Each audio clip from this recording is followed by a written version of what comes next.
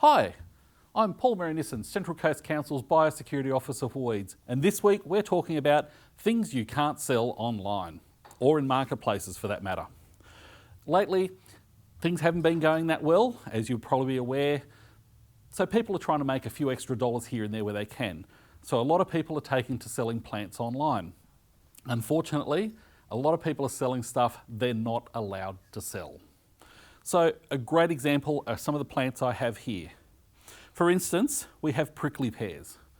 These are all classed here as prickly pears, but there's 3 different species. The most common one that you would know, the classic prickly pear, are these ones here with the lovely big paddles on them.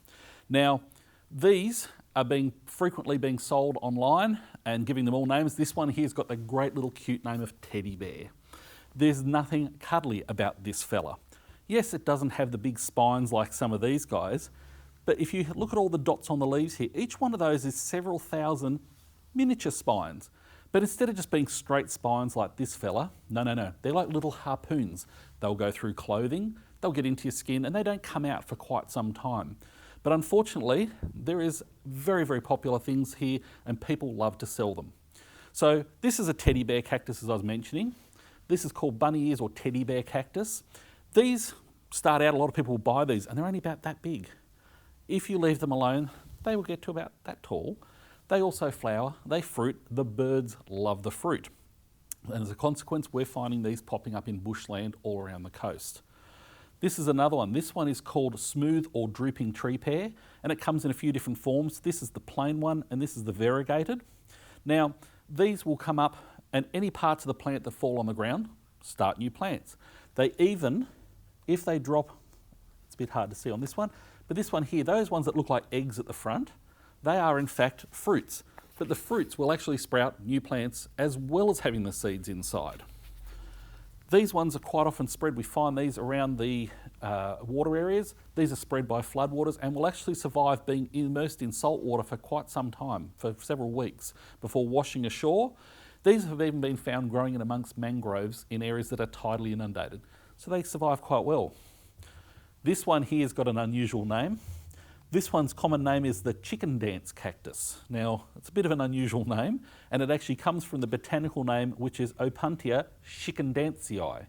Most people can't manage chicken-dancii, so they call it chicken dance cactus. Then we have this one here, and this is an Ostrocylindropuntia, there's a mouthful, cylindrica.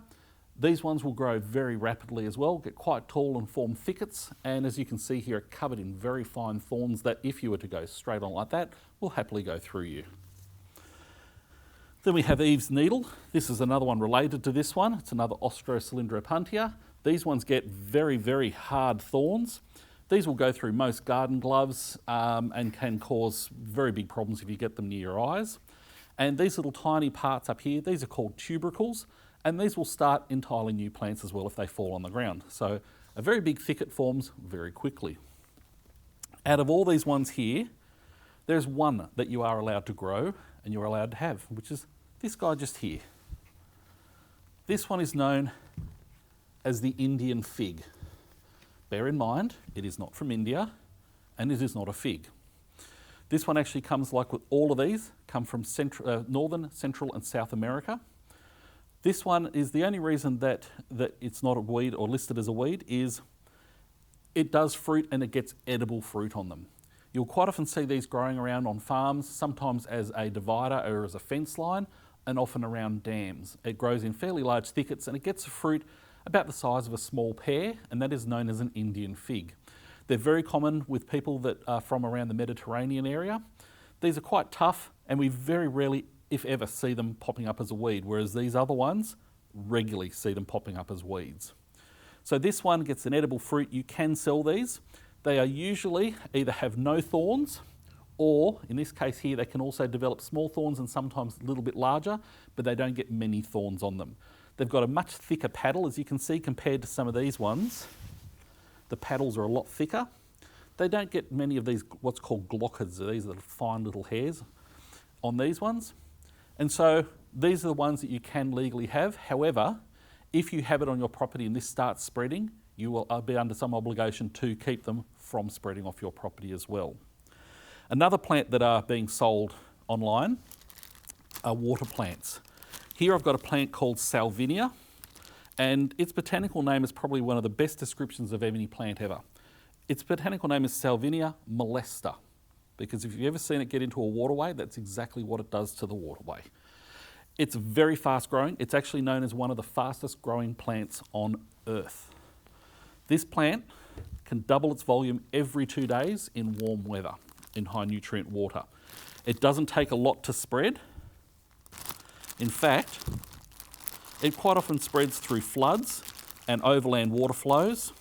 It also can be spread by birds, and all it takes to start a new infestation is a leaf that big, stuck to a bird's leg, and as you can see, it sticks quite well, and a bird will fly in, and the first thing they do when they land is they give themselves a bit of a shakedown, and those will float free, and you've started a whole new infestation. It's actually a fern, and thankfully in Australia it doesn't produce viable spore. It only grows by bits dividing off other bits. So it is sometimes spread by birds, often spread by floods, and unfortunately is often spread by people buying it from someone selling it online, thinking it looks very pretty. They often either put it straight into a dam or in a pond where it rapidly takes over, and they think, oh well, I'll go put it in the dam, I don't have to buy any more. And in a very short time you have a dam that is full of this stuff. It can grow so thick.